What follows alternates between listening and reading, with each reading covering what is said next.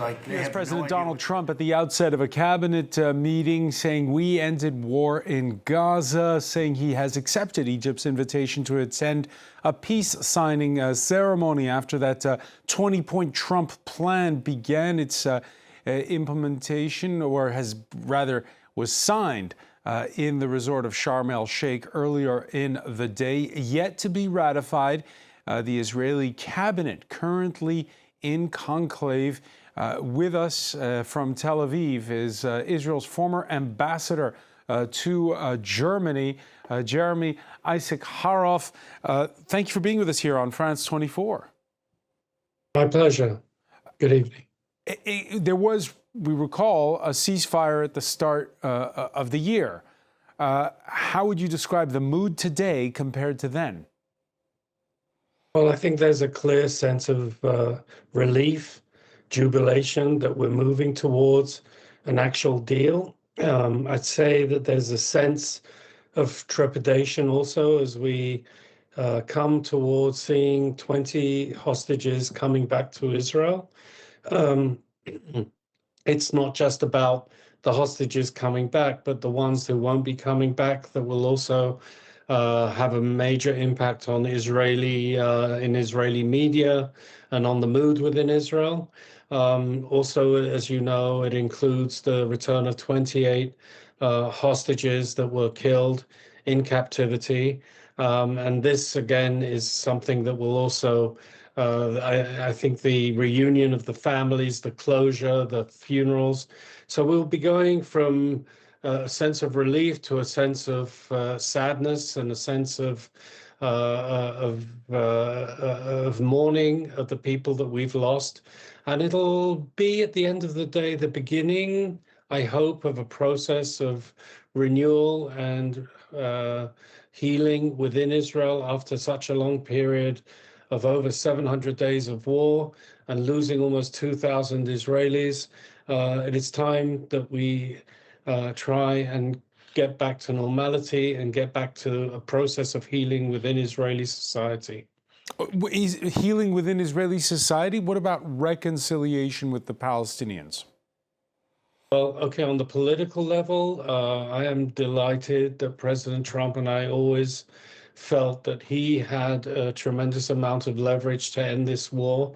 And I'm glad that he was able to foster this regional coalition in order to achieve it.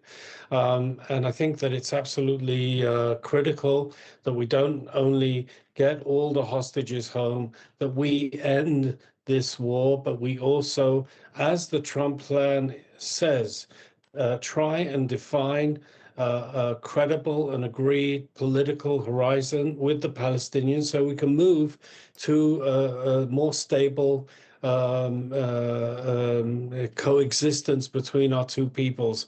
The greatest tragedy of this war would be to go through so much suffering and not be able to come to some beginnings of a diplomatic solution that could lead to an enhanced stability between Israel and the Palestinians, between Israel and its Arab neighbors, Egypt, Jordan, which we already have peace treaties, also with Syria, Lebanon, and also the Abraham Accords with the Gulf countries and other countries that were mentioned by President Trump, like, for example, Indonesia, which is a very important country in Asia and with a very sizable Muslim population.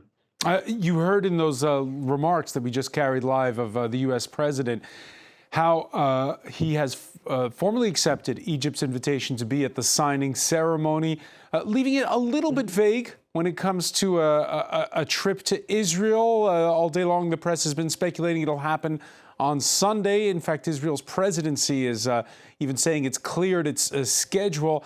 Is he waiting until that cabinet meeting is over to confirm he's coming? Quite possibly. I mean, as we speak, the cabinet is meeting, and everyone expects that the agreement will be authorized and voted on by the cabinet, whether all the ministers agree or not. But the cabinet will basically approve it, and within 24 hours, the redeployment of the IDF within Gaza will commence, and 72 hours then the time is running for the return of the hostages. And I think, I would imagine that he wants to be maybe absolutely sure, but the Israeli press is already preparing the speech of President Trump in the Knesset. There's a tremendous sense of expectation that he will come and probably take this opportunity to address the Israeli people and the Palestinians as well. And the cabinet where Benjamin Netanyahu will have to sell to his far-right coalition partners that he has to release some 2,000 Palestinian prisoners. Right. Part of the deal is that for the hostages, the Israeli hostages, there will be a release of 250 prisoners, Palestinian prisoners who've been convicted of terrorist acts and life sentences. And there will also be a release of 1,700 detainees who have been detained since the beginning of the operation in Gaza.